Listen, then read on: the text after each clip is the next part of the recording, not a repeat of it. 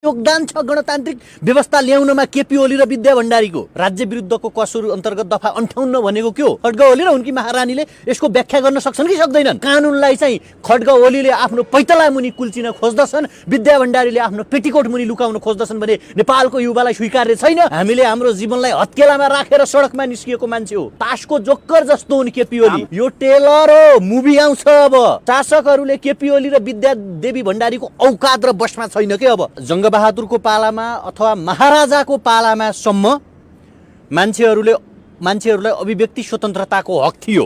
डर सम्मेलन लाग्यो त्यो बोल्न पाइयो, जे मन लाग्यो त्यो कोले बोलेको छ। राज्य विरुद्धको कसुरमा जेल कोही जान्छन् भने केपी ओली र विद्या भण्डारी जान्छन्। उनीहरूलाई जेल हाल्नु पर्थ्यो। राष्ट्रपतिको कार्यालय भनेको एउटा सम्मानित कार्यालय हो। प्रधानमन्त्रीको रबर स्ट्याम्प होइन, प्रधानमन्त्रीको वफादार मान्छे होइन। मिल्छ मिल्दैन थाहा छैन, पक्राउ गरिसक्यो, मिल्दैन, यो गलत हो। यो कुरा खड्ग ओली र उनकी महारानी विद्या भण्डारीले जान्दा हुन्छ। आज विद्या भण्डारी र केपी ओलीलाई लागेको होला राज्य भनेको हामी हो, हामीभन्दा बाहेक यहाँ नियम कानुन छैन। अध्यादेश ल्याउनु छ भने बलात्कारीलाई मृत्युदण्ड दिने, बलात्कारीलाई फाँसी दिने अध्यादेश ल्याऊ, राष्ट्रपतिले त्यो प्रोसेस चालुन् भनेर त हामीले पनि भनेका छौँ नि त। ओली कुनै त्यस्तो ठुलो स्टेट होइनन्। ज्ञानेन्द्र शाहको शासनकालमा यतिको निरङ्कुशता थिएन। कानुन केपी ओलीको कोटभित्रको रुमाल हो। जङ्गली युग होइन, कुनै यो स्पार्टाकस भन्दा अघिल्लो दास युग होइन, रोमका शासकहरू जस्तो यो चाहिँ शासन गर्ने युग होइन। राष्ट्रपति प्रधानमन्त्रीको प्यादा बन्नुभयो। राष्ट्रपति भनेको पार्टीको हुँदैन, दलको हुँदैन, कुनै व्यक्ति विशेषको हुँदैन। राष्ट्रपति देशको हुन्छ। कहाँबाट आयो यो जुम्लाबाट ज्ञानेन्द्र शाही? यो रामकुमारी झाँक्री, यो गुरुङ मगर, यो जनजाति समुदायकी मान्छे कहाँबाट आई? राजनीति त हामीले गर्नुपर्ने कुरा हो, पावरमा त हामी हुनु पर्थ्यो। यिनीहरूले त बोलेर बेकार गरे भन्ने शैली चिन्तन पाल्नेहरूले यो नसोच्दा हुन्छ। राजनीति कसैको पेवा होइन। यतिखेर हामीसँग युवा विद्यार्थी हेमराज थापा हुनुहुन्छ, यहाँलाई स्वागत छ। धन्यवाद, नमस्ते। अब बोल्न पनि डराउनु पर्ने भयो होइन, संयमित भएर बोल्नु पर्ने भयो। असंयम भएर अराजक भएर बोलेको केही पनि छैन।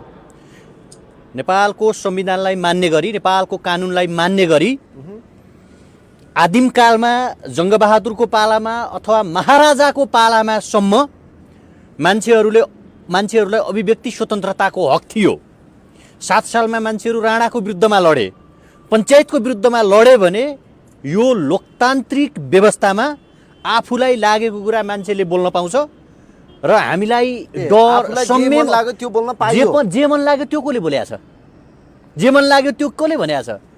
मान्छेलाई काट्छौँ भनेको छ कि? हामीलाई चोर्न दिनुहोस् भनेको छ कि? हामीलाई ठग्न दिनुहोस् भनेको छ कि?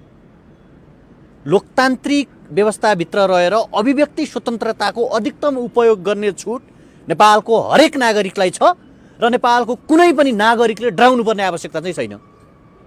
रामकुमार झाँक्रीको पक्राउपछि तपाईँहरू के झस्किनु भएको छ छैन?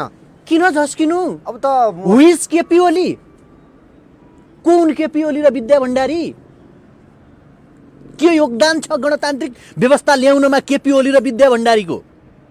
14 वर्ष जेल बस्नु भएको छ। 14 वर्ष जेल झापामा रामचन्द्र पौडेलको कुरा सुन्नुस्। 14 वर्ष जेल केपी ओली कसरी बसेका थिए? गणतन्त्रका लागि बस्नुभयो उहाँ 14 वर्ष जेल। अनि जे मन लाग्यो त्यही गर्ने, सत्ताको दुरुपयोग गर्ने, सत्ताको मिसयुज गर्ने। रामकुमार झाँक्रीलाई त्यसै त प्रहरीले पक्राउ गरेको छैन नि, हिरासतमा नियन्त्रणमा लिएको छैन नि? के हो? राज्य विरुद्धको कसुर अन्तर्गत दफा 58 भनेको के हो? यसको व्याख्या गर्न सक्छन् केपी ओलीले? खड्ग ओली र कम्पनीले, खड्ग ओली र उनकी महारानीले यसको व्याख्या गर्न सक्छन् कि सक्दैनन्? निर्मला पन्तका बलात्कारीलाई पक्राउ गरेको खै? भागरथी भट्टका बलात्कारीहरूलाई पक्राउ गरेको खै? गुलाब खातुनका बलात्कारी हप्तेराहरूलाई पक्राउ गरेको खै? व्हाइट बडीको पैसा खानेहरूलाई पक्राउ गरेको खै? अब बालुवाटारको जग्गा खानी, त्यसै गरी 70 करोडका नाइके गोकुल बास्कोटालाई पक्राउ गरेको खै? राज्य विरुद्धको कसुरमा जेल कोही जान्छन् भने केपी ओली र विद्या भण्डारी जान्छन्। उनीहरूलाई जेल हाल्नु पर्थ्यो। कसरी?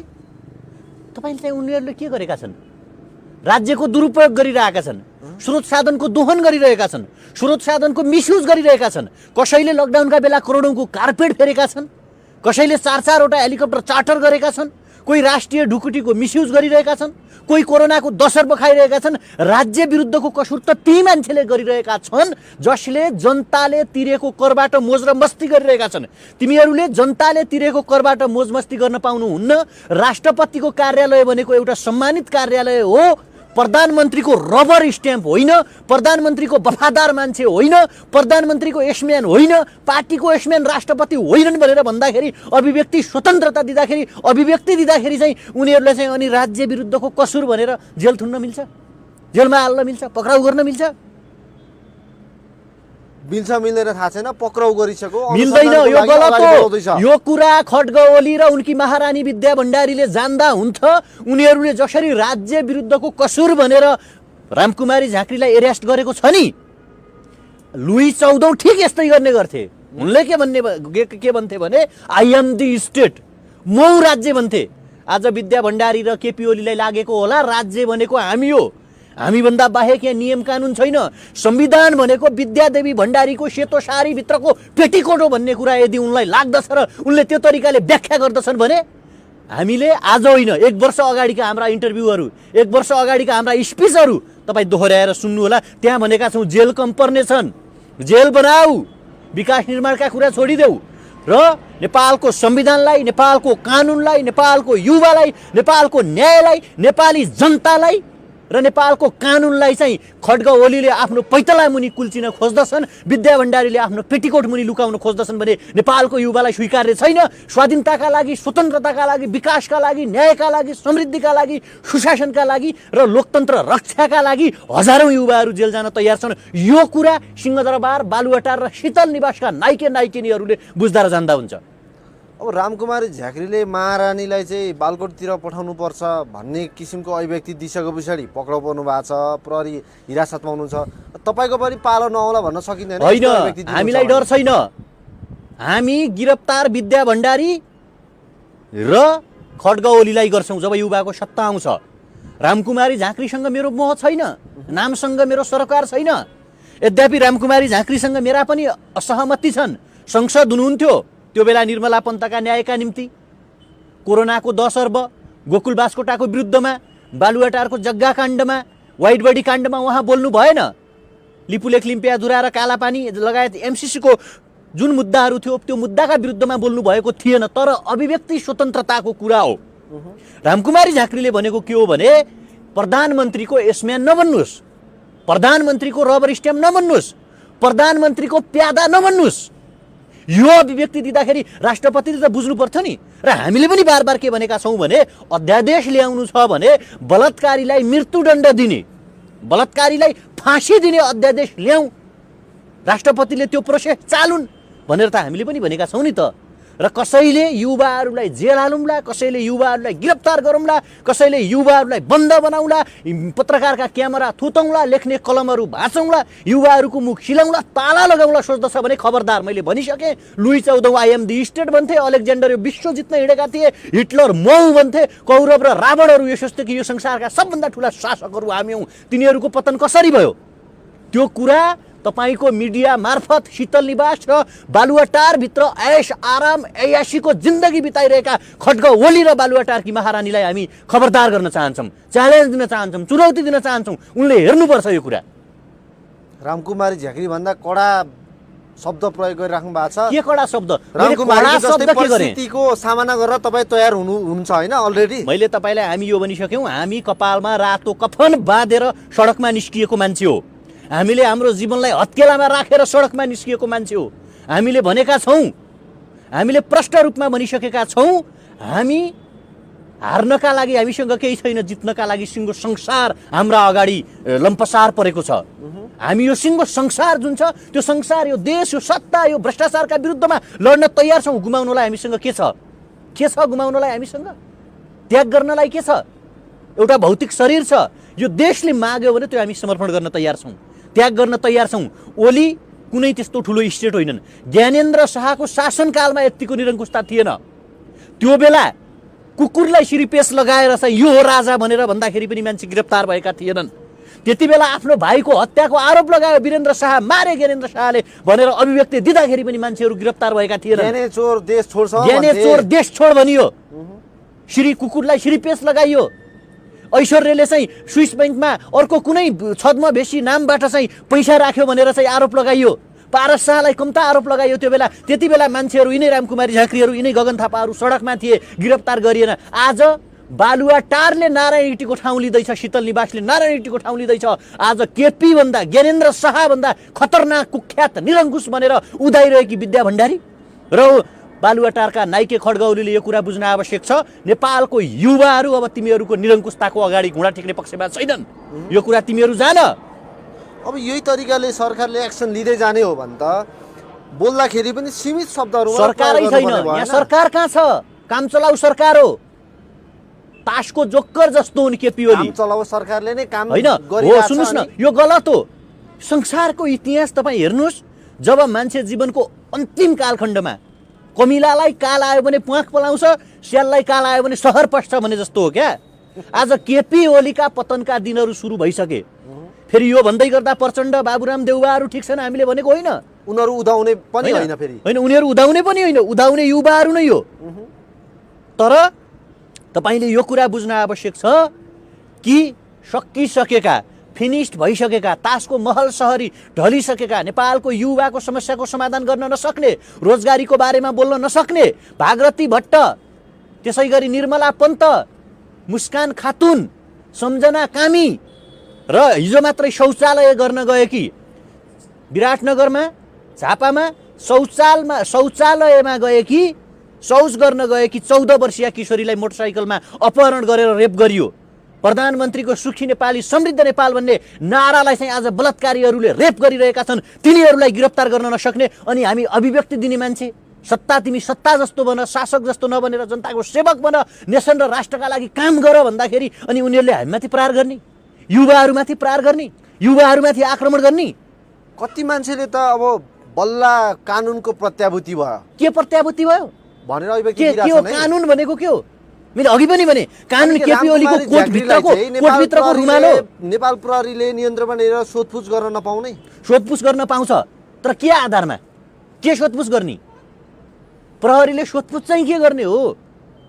बालुवाटारको जग्गा कसले खायो भनेर सोधपुछ गर्नु पर्दैन? व्हाइट बडीको पैसा कसले खायो भनेर सोधपुछ गर्नु पर्दैन? सुनकाण्ड कसले बचायो भनेर सोधपुछ गर्नु पर्दैन? निर्मला पन्तका बलात्कारी को हो भनेर सोधपुछ गर्नु पर्दैन? भागरथी भट्टका बलात्कारी को हुन् भनेर सोधपुछ गर्नु पर्दैन? आज लिपुलेखलिम्पिया दुरा र कालापानीमा भारतको सेना छ, भारतले दादागिरी गरिरहेको छ, त्यहाँ सोधपुछ गर्नु पर्दैन? नेपालको सबभन्दा ठुलो भ्रष्टाचारीलाई संरक्षण गर्ने निकाय बालुवाटारमा जीवित छन् खड्गवली। किन भ्रष्टाचार गर्न दियौ? किन केपी ओलीलाई संरक्षण गर्यौ? किन चाहिँ विष्णु पौडेललाई संरक्षण गर्यौ भनेर सोधपुछ गर्नु पर्दैन? किन त्यतातिर ध्यान जाँदैन सरकारको? हो त्यही त भने। उनीहरू मतियार हुन्, उनीहरू तस्कर हुन्, उनीहरू दलाल हुन्, दलाली गरिरहेका छन्। स्वतन्त्रताका गीत गाउनेहरूमाथि प्रहार गरिरहेका छन्। न्यायका आवाज बुलन्द पार्ने क्यामेराहरू खोज्न लागिरहेका छन्। न्यायका आवाज बुलन्द पार्ने कलमहरू भाँच्न खोजिरहेका छन्। उनीहरूले भनिरहेका छन्, तर्स्याउन खोजिरहेका छन्। र खबरदार, यो कुनै आदिम साम्यवादी युग होइन, आदिम जङ्गली युग होइन, कुनै यो स्पार्टाकसभन्दा अघिल्लो दास युग होइन, रोमका शासकहरू जस्तो यो चाहिँ शासन गर्ने युग होइन, कुनै यो अलेक्जेन्डरको जस्तो, कुनै यो चाहिँ आइएम लुई 14को जस्तो युग होइन। यो 21st इराको समाप्तिको इरा हो। र यो इरा पोस्ट मोडर्निस्टिक इरामा, उत्तर आधुनिकतावादमा, ग्लोबलाइजेसनको इरामा तपाईँको चाहिँ संसारका हरेक मान्छेले चाहिँ आफ्ना अभिव्यक्ति राख्न पाउँछ, स्वतन्त्र अभिव्यक्तिहरू, प्रश्न चिन्ह उठाउन पाउँछ। निकम्माहरूलाई प्रश्न नउठाउने, जनताको तलब भत्ता हसुरेर बालुवाटार र शीतल निवासमा मस्ती गर्नेलाई प्रश्न उठाउन पाउने। गिरफ्तारमा लिएर अनुसन्धान गरिरह हो र? प्रश्न गरेकै आधारमा हो र? अनि के हो त? शब्द चयनमा पनि त हामीले ध्यान दिनु पर्ला था। शब्द चयन कस्तो छैन हो? ठिक होला, ठिक छ, शब्द चयन होला। अथवा के भन्यो, बालकोट जाऊ भन्यो, के भन्यो, त्यो नराम्रो हुनसक्छ। त्यो शब्दको कुनै अर्को मिनिङ लाउन सक्छ। तर एउटा सम्मानित संस्थाको प्रमुख, एउटा राज्यको अङ्गको प्रमुखको मान्छेका काम कर्तव्यहरू के हुन्? आज रामकुमारी झाँक्रीले मात्रै त्यो भनिराख्नु भएको छ? नागरिक अगुवाहरूले भनिरहेका छैनन्? विपक्षी दलहरूले आरोप लगाइरहेका छैनन्? सबैले भनिरहेका छन् राष्ट्रपति प्रधानमन्त्रीको रबर स्ट्याम्प बन्नुभयो, राष्ट्रपति प्रधानमन्त्रीको प्यादा बन्नुभयो। राष्ट्रपति भनेको पार्टीको हुँदैन, दलको हुँदैन, कुनै व्यक्ति विशेषको हुँदैन। राष्ट्रपति देशको हुन्छ, देशको अभिभावक हो राष्ट्रपति भनेको। कि रामकुमारी झाँक्रीलाई चाहिँ जस्तो नेकपा विभाजन पछाडि जसरी विवादहरू भइरहेको थियो, सडक सङ्घर्ष, सडकमा शक्ति प्रदर्शन भइरहेको थियो नि, त्यो बलिको बोका पनि भाव कि क्या हो रामकुमारी? होइन, रामकुमारी बनाइयो सुन्नुहोस् न, कि के हो? यो रामकुमारी झाँक्री मैले अघि पनि भने नामसँग सरोकार होइन, लोकतन्त्रको अधिकतम उपयोग गर्न पाउने अधिकार खोसिँदैछ। अभिव्यक्ति स्वतन्त्रताको छ लोकतन्त्रमा हुनुपर्ने अधिकार प्रयोग गर्न पाइएन, निरङ्कुशता तानाशाही भनेर तपाईँहरू भनिराख्नु छ। कतिले चाहिँ बल्ल बल्ल कानुनको प्रत्याभूति भयो, कानुन कानुन भनेको रहेछ के हो भने हामीलाई न्याय होइन के महसुस भयो भनिरहेछन्। सोच्छन् पोलिटिकल इलिटहरू के सोच्छन्, दक्षिणपन्थी प्रतिगमनवादीहरू के सोच्छन्, पुँजीवादका नायकीहरू के सोच्छन् कि हामी जस्तो राजधानीभन्दा बाहिरबाट आएका, पोलिटिकलमा पहुँच नभएका, राजनैतिक इलिट नभएका हामी जस्ता मान्छेलाई के इलियन जस्ता देख्छन् इलिटहरूले? यो कुन चाहिँ ग्रहबाट आयो होलान्?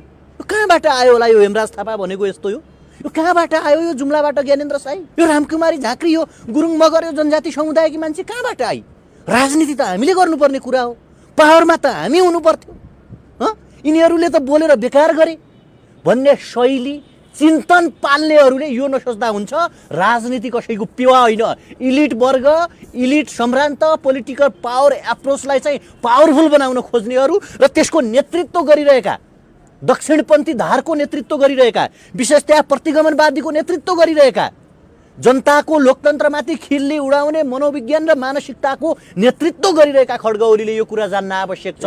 हामी जस्तो समाजको तल्लो वर्गका मान्छे, समाजको तल्लो वर्गका मान्छे, सामान्य वर्गका मान्छे, भुइँ मान्छेहरूको आवाजलाई जब दबाइन्छ, भुइँ मान्छेहरूको आवाजमाथि जब बुट बजारिन्छ, तब स्पार्टाकस रोमन साम्राज्य, रोमन दास युगलाई त स्पार्टाकसहरूले विद्रोह गरेर परास्त गरेर आए, जहाँ मान्छेका खुट्टामा साङ्लाका सिक्री बाँधेर किनबेच गरिन्थ्यो। त्यो युगलाई त मान्छेले परास्त गरेर आयो भने ओली कुन्ड्याङको मुला हुन् यी 2-4 मान्छेहरू जो चाहिँ आदिमकालदेखि तपाईँ हामीमाथि शासन गरिरहेका थिए। तपाईँ हाम्रा घोडा चढ्थे, तपाईँ हाम्रो चाहिँ व्यवस्था गरेर पञ्च बनेर, ठालु बुढाउडी मुखिया बनेर, गाउँका शोषक सामन्ती बनेर तपाईँ हामीमाथि शासन गर्थे, तपाईँ हामीमाथि ऋण बनाउँथे, तपाईँ हाम्रा घरका दिदीबहिनीहरू हाम्रा त्यो बेलाकालाई आँखा लगाउँथे, रेप गर्थे, बलात्कार गर्थे, आफू चाहिँ ठुल्ठुला सुकिला मुकिला घोडामा आउँथे। अहिले अरू मान्छेहरू बोल्न थाले, गरिबका छोराहरू जाग्न थाले भन्यो भने, सरकारले ठोक्यो भन्यो भने, बन्दुकको नोकले हान्यो भन्यो भने उनीहरू चाहिँ वाह क्या गजब ठिक छ भन्ने, यो पनि सिस्टम हुन्छ, यो पनि तरिका हुन्छ। अब रामकुमारी झाँक्री जो सत्तामै हुनुहुन्थ्यो, सत्ताको पार्टी विभाजन भइसके पछाडि सडकमा सङ्घर्ष गरिराख्नु भएको थियो।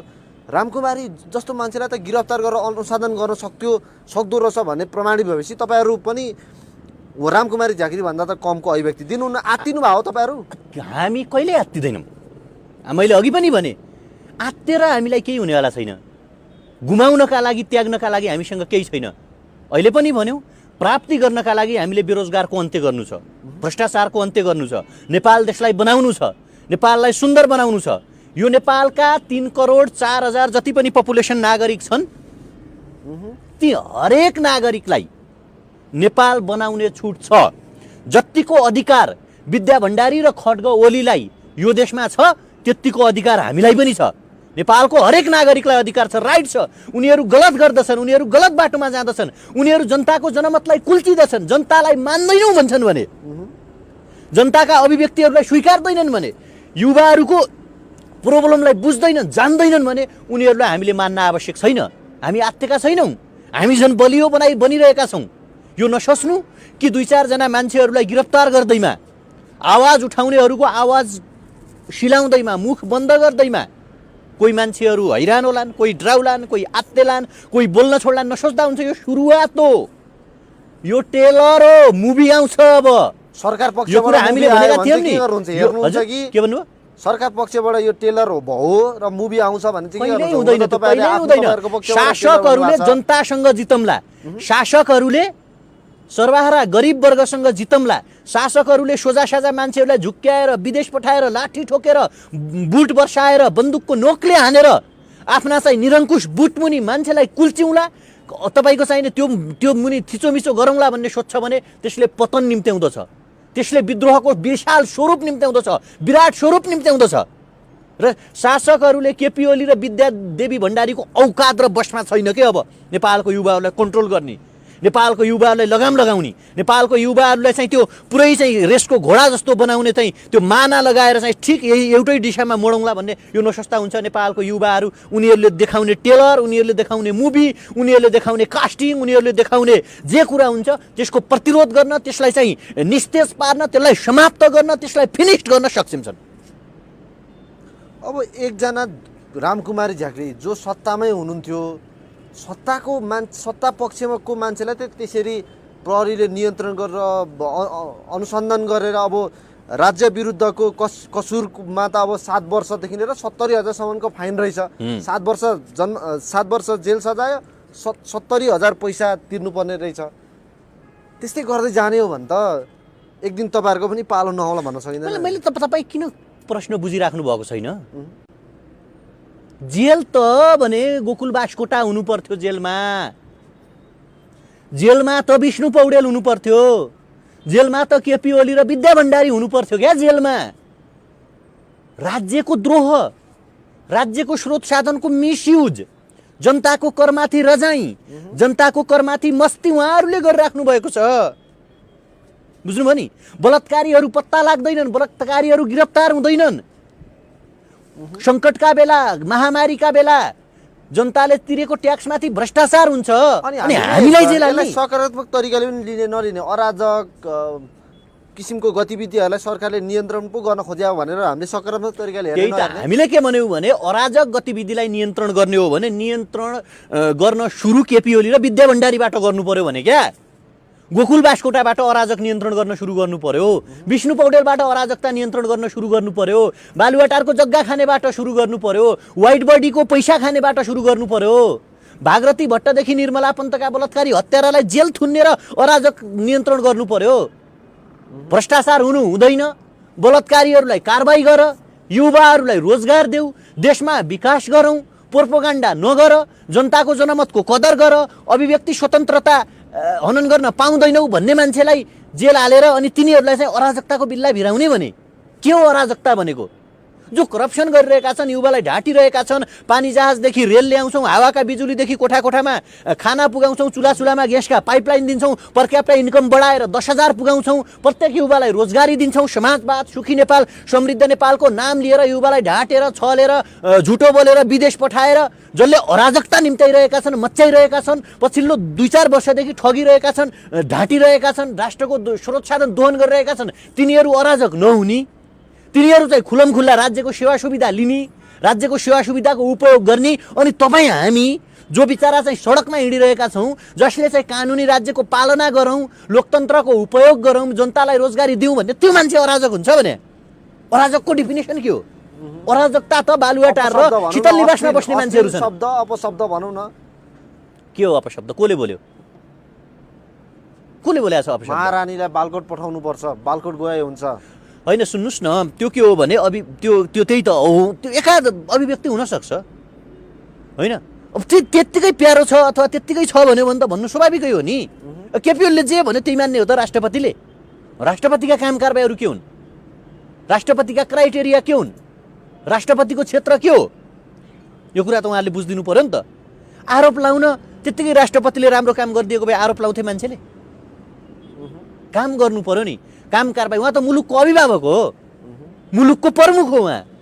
अब एकजना मान्छेलाई यसरी नियन्त्रणमा लिएर अनुसन्धान गरेर राज्य विरुद्धको कसुरमा मुद्दा चलाउने प्रयास गर्दाखेरि लोकतन्त्रको चिर हराउनु चाहिँ कसरी हुन्छ? मान्छेले त बोल्नै पाउँदैन। भोलि त उनीहरूले जे गरे पनि भयो, बोल्न डराउँछन् मान्छेहरू। यहाँ त जेल हाल्दो रहेछन्, के बोल्ने भन्ने हुन्छ। श्री 5 बडा महाराज केपी ओली की भन्यो भने, श्री 5 बडा महाराज केपी ओली की जय भन्यो भने चाहिँ त्यो लोकतन्त्र हुने, त्यो गणतन्त्र हुने। श्री 5 बडा महारानी विद्या भण्डारी की जय भन्यो भने त्यो चाहिँ लोकतन्त्र हुने, गणतन्त्र हुने। अनि के यो उहाँले लोकतान्त्रिक व्यवस्थाका प्रधानमन्त्री र राष्ट्रपति हौँ चाहिँ किन भनिरहेको? बालुवाटार र शीतल निवासमा कानुन, उहाँका कानुनी सल्लाहकारहरू छैनन्, उहाँका अन्तर्राष्ट्रिय जानकार मामलाका जानकारहरू छैनन्। अहिलेको लोकतान्त्रिक व्यवस्था के हो? जनताले चुनेको जनताको जनादेश लिएर, जनताको मत लिएर, जनताका नोकर हुँ भनेर, जनताले भनेअनुसार काम कारबाही गर्नेछौँ, जनताले भनेअनुसारका कुरा गर्नेछौँ भनेर मत लिएर सिंहदरबारमा बालुवाटारमा पुग्या हो नि त। क्रेस्मेटिक तरिकाले, जादुई तरिकाले विरासतमा पाएको होइन नि त। केपी ओलीले प्रधानमन्त्रीको पद विरासतमा पाएको, विद्या भण्डारीले राष्ट्रपतिको पद विरासतमा पाएको त होइन। उहाँले जनतालाई ढाँट्न मिल्ने, जनतालाई ठग्न मिल्ने, जनताको कुरा सुन्छौँ भन्ने आज तिनै जनताले प्रश्न गर्दाखेरि जेल हाल्ने, तिनै जनताले प्रश्न गर्दाखेरि तपाईँको चाहिने यो भएन, हाम्रो मर्यादा गऱ्यो, मानमर्दन गऱ्यो भन्न मिल्छ। अनि यही हो लोकतन्त्रको चाहिँ अपव्याख्या भनेको, लोकतन्त्रमाथिको प्रहार भनेको, अभिव्यक्ति स्वतन्त्रतामाथिको प्रहार, नागरिकका काम कर्तव्यमाथिको प्रहार भनेको यही हो। नागरिकहरूलाई त्रासमा राख्ने, नागरिकहरूलाई डरमा राख्ने, नागरिकहरूलाई धम्कीमा राख्ने। एकजना व्यक्तिलाई नियन्त्रणमा लिएर अनुसन्धान गर्दाखेरि चाहिँ गणतन्त्रको विरुद्ध, लोकतन्त्रको विरुद्धमा हुने, अनि एकैजनाले चाहिँ राष्ट्रको विरुद्धमा अथवा राष्ट्रको संस्थाको विरुद्धमा बोल्दाखेरि अथवा प्रधानमन्त्री राष्ट्रपतिको विरुद्धमा बोल्दाखेरि के विरुद्धमा बोल्यो? उहाँले राम्रो काम गर्दाखेरि के कुराको कसले विरोध गरेको छ? नेपालको नक्सा लिपुलेख लिम्पियाधुरा र कालापानी सहितको नक्सा समेटेको त्यो निशानी छाप गर्दाखेरि हामी कसैले विरोध गऱ्यौँ? भारतले सीमा मिच्दाखेरि त सबै एक ठाउँमा थियौँ नि। राष्ट्रपति कार्यालय विद्यादेवी भण्डारीसँग होइन कि जुन संस्था छ, त्यो संस्थाका काम कर्तव्यहरू के हुन्? त्यो संस्थाले के गर्नुपर्छ? त्यसको क्राइटेरिया र लिमिटेसन के हो? साइबर सेनाको सक्रियता देखिन थाल्यो, यति बुझौँ हामीले। तपाईँ यसरी बुझ्नुहोस्, साइबर स्यालहरूको चाहिँ अब सक्रियता देखियो कि सक्रियता देखिएन कि भन्ने पाटो एउटा होला भने क्या, होइन गर्न खोजेको चाहिँ के भने क्या, यस्तै के गर्न खोजे हो? हाल्ने। केपी ओली वैधानिक प्रधानमन्त्री होइन, अहिले राष्ट्रपति पनि वैधानिक राष्ट्रपति हुनुहुन्न। जब संसदले चुनेको राष्ट्रपति र त्यही संसदले चुनेको प्रधानमन्त्री संसदै छैन भने उहाँहरूले चाहिँ अनि लोकतान्त्रिक व्यवस्थाको कुरा गर्ने, संविधान नमान्ने, प्रतिनिधि सभा नमान्ने, जनताले दिएको मतको कदर नगर्ने, अनि त्यही जनताले बनाएको लोकतन्त्र, त्यही जनताले बनाएको संविधानको विरुद्धमा बोल्यो, कानुनको विरुद्धमा बोल्यो, राष्ट्रद्रोह गर्यो भन्न मिल्छ? राष्ट्रद्रोहको मुद्दा त केपी ओली र विद्या भण्डारीलाई लाग्छ। हेर्नुहोस्, किनकि जनतालाई त्रासमा राख्यो, आश देखाएर आश पुरा गर्न सकेन, राज्यलाई बन्धक बनायो। तपाईँ पनि कुनै बेला कुनै ठाउँमा, कुनै सभामा, कुनै आन्दोलनमा शब्द प्रयोग गर्नुहुन्छ नि, कठेलोमा समातेर घिसार्नुपर्ने, सडकमा घिसार्नुपर्ने, बालुवाटारमा बम हान्नुपर्ने, सिंहदरबार घेर्नुपर्ने, अब चाहिँ केही शब्दहरू चयनमा चलाखीपूर्ण हुन्छ। विचारका बमहरू सुन्नुहोस् है, विचारका बमहरू भनेको हामी अभिव्यक्ति स्वतन्त्रताको कुरा गर्छौँ। यो देशमा केपी ओलीलाई चुनाव लडेर प्रधानमन्त्री बन्न छुट्छ भने हामीलाई पनि देशको विकास गर, रोजगारीका अवसर सिर्जना गर, युवालाई विदेश नपठाऊ, भ्रष्टाचारको अन्त्य गर, व्यभिचार कुरीतिको अन्त्य गर, देश विकास गर भन्ने छुट छ। त्यतिले मानेन भने चुनाव लडेर चुनावी प्रक्रिया मार्फत केपी ओलीलाई हराउने छुट पनि छ। हामीले अभिव्यक्ति दिँदा उहाँहरूले मान्नु भएन, बलात्कारीहरूलाई संरक्षण गरिराख्नु भयो, चोर नाका फटाहरूलाई संरक्षण गरिराख्नु भयो भने हामीले त्यसको विरोध गऱ्यौँ, लोकतन्त्रको उपयोग गऱ्यौँ, संविधान प्रदत्त हक अधिकारको युटिलाइजेसन गऱ्यौँ। त्यो गर्दा गर्दै हामीमाथि प्रहार हुन्छ, राज्यले दमन गर्छ, राज्यका प्रमुखहरू शासक बन्दछन्, हिटलर जस्ता बन्दछन्, मुसोलिनी जस्ता बन्दछन्, अर्को कुनै लुई चौधौँ जस्ता बन्दछन् भने त्यो त संसारकै इतिहास हो नि। हिजो यिनै केपी ओलीहरूले पञ्चायतको विरुद्धमा लड्नुभयो, राणाको विरुद्धमा लडिएको छ, मान्छेलाई च्युत गरेका छन्। संसारको इतिहास हेर्दाखेरि शासकहरूलाई त परास्त गरिएको छ नि। जनतामाथि प्रहार गर्ने, जनताको कुरा नसुन्ने, जनतालाई थुन्ने, जनतालाई दुःख दिने, युवाहरूलाई घात गर्ने शासकहरूका त कठाला पनि समातेका छन्, टाउकाका फुटबल पनि खेलेका छन्। असमानताका पर्खाल सिर्जना गर्ने त्यो जतिखेर पनि त्यो इतिहास बताउनुहुन्छ नि, तर त्यो त नेपालमा त्यस्तो खालको त देखिँदैन त वातावरण कतै पनि। सुरु भयो नि, हेर्नुहोस्, सुरु त भयो नि त। मान्छेले बोलेका भरमा जेल जान थाले, मान्छेलाई बोलेका भरमा अपहरण गर्न थाले, मान्छेलाई बोलेका भरमा चाहिँ पक्राउ गर्न थाले भने त्यो बिस्तारै त्यसरी सुरुवात हुने हो भनेको हो क्या। त्यो हुनुभन्दा अगाडि नै नेताहरू सुध्रिनुहोस्, शासकहरू शासक नबनेर राष्ट्रको सेवक बनिदिनुहोस्। आँधी बेहरी आउँछ, आन्दोलनको आँधी बेहरी आउँछ, युवाको लहर आउँछ, चुनावी प्रक्रिया मार्फत हार्नुहुन्छ उहाँहरू। चुनावी प्रक्रिया मार्फत हार्नु भनेको के हो त? बालुवाटारबाट स्विफ्ट गर्नु, बालुवाटारबाट आउट गर्नु, युवाहरू त्यहाँ पुग्नु। थापाले चाहिँ शब्द चयनमा ख्याल गर्ने नगर्ने, अथवा शब्द चयन मैले जे गरिरहेको छु ठिक गरिरहेको छु, रामकुमार झाँक्रीलाई जस्तै मलाई पनि गिरफ्तार गर्न आए तयार छु। के हो मैले कहाँ भने त्यस्तो? के छ मैले भन्नु खोजेको? मैले तपाईँ सुन्नुहोस् न, हामी शब्द चयनमा ध्यान नै दिएको छौँ है। हामीले नराम्रो केही पनि भनेका छैनौँ, न कसैलाई गाली गरेका छौँ न कसैलाई केही भनेका छौँ। यसो भन्दै गर्दा तपाईँ डरायो भन्नु होला। फेरि डर मैले अघि पनि भने फिटिक्कै छैन कि छँदै छैन गुमाउनका लागि। मान्छेहरू पञ्चायतका विरुद्धमा डरेनन्, काल कोठरीभित्र राखिन्थ्यो मान्छेहरू डरेनन्।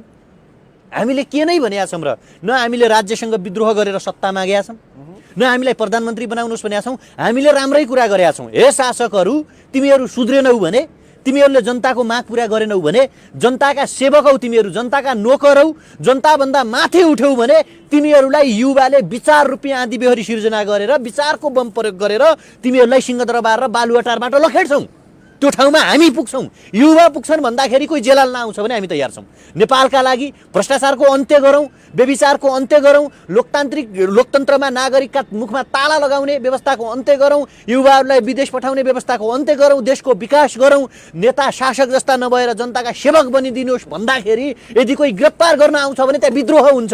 गिरफ्तारी दिने त कुरै छोड्नुहोस्, विद्रोह हुन्छ, कब्जा हुन्छन् सिंहदरबार र बालुवाटार। वैचारिक रूपमा जनमत प्रयोग गरेर, सैद्धान्तिक रूपमा, फिलोसोफिकल रूपमा। बुझ्नुभयो कुरा? ठिक छ, महत्त्वपूर्ण समय दिनुमा यहाँलाई धेरै धेरै धन्यवाद छ। अभिव्यक्ति स्वतन्त्रताका लागि नेपालको हरेक नागरिकले यो कुरा जान्न आवश्यक छ। नेपालको संविधानले नेपालको हरेक नागरिकलाई बोल्न पाउने अधिकार दिएको छ, बोल्न पाउने व्यवस्था गरेको छ। नेपालको संविधानभित्र रहेर कसैको मान मर्यादा नहुने गरी, मानमर्दन नहुने गरी कसैलाई व्यक्तिगत आक्षेप त हामीले लगाएको होइन नि त। व्यक्तिगत आक्षेप होइन, ऊ मरिजाओस्, ऊ यो भइजाओस्, ऊ त्यो भइजाओस् हामीले भनेका छैनौँ। हामीले के भनेका छौँ भने तपाईँ जे कारणले निर्वाचित हुनुभएको हो, जे कारणले तपाईँहरू प्रधानमन्त्री र राष्ट्रपति हुनुहुन्छ, त्यो पदको ख्याल गरी, त्यो पदको मर्यादाको कदर गरेर नेपाली जनताप्रति उत्तरदायी भएर लोकतान्त्रिक व्यवस्थाको अधिकतम युटिलाइजेसन गरेर संसारका लोकतान्त्रिक मूल्य मान्यता प्रणालीहरू, सिद्धान्तहरू, त्यसका व्याख्या, उपव्याख्या, धारा उपधारालाई अध्ययन गरेर जनताप्रति उत्तरदायी भइदिनुहोस् भन्दाखेरि अभिव्यक्ति स्वतन्त्रता हनन गर्ने गरी यदि नेपालको नागरिकलाई बन्धन बनाइन्छ, नेपालको नागरिकलाई दास जस्तो व्यवहार गरिन्छ भने त्यसको प्रतिरोध गरिन्छ, त्यसको प्रतिकार गरिन्छ। यसका लागि नेपालको हरेक युवाले सचेत हुन बिलिभ एउटा समृद्धशाली मुलुक बनाउने बाटोमा हामी छौँ, विकसित मुलुक बनाउने बाटोमा हामी छौँ। अभिव्यक्ति स्वतन्त्रता किन डराउनु पर्यो? राम्रो काम गरेको भए मान्छेका अभिव्यक्तिदेखि डराउनु पर्ने, क्यामेरादेखि डराउनु पर्ने, कलमदेखि डराउनु पर्ने, पत्रकारदेखि डराउनु पर्ने, मान्छेका विचारदेखि डराउनु पर्ने त सिंहदरबार, बालुवाटार र शीतल निवासलाई त आवश्यकता छैन नि त। त्यसकारण तपाईँहरूले सही गर्नुभएको छ भने तपाईँहरूले डराउन आवश्यक छैन। तर तपाईँहरूले जसरी लोकतन्त्रको हरण गर्दै हुनुहुन्छ यसको विरुद्धमा नेपालको हरेक युवाले जाग्न आवश्यक छ। धन्यवाद, नमस्ते।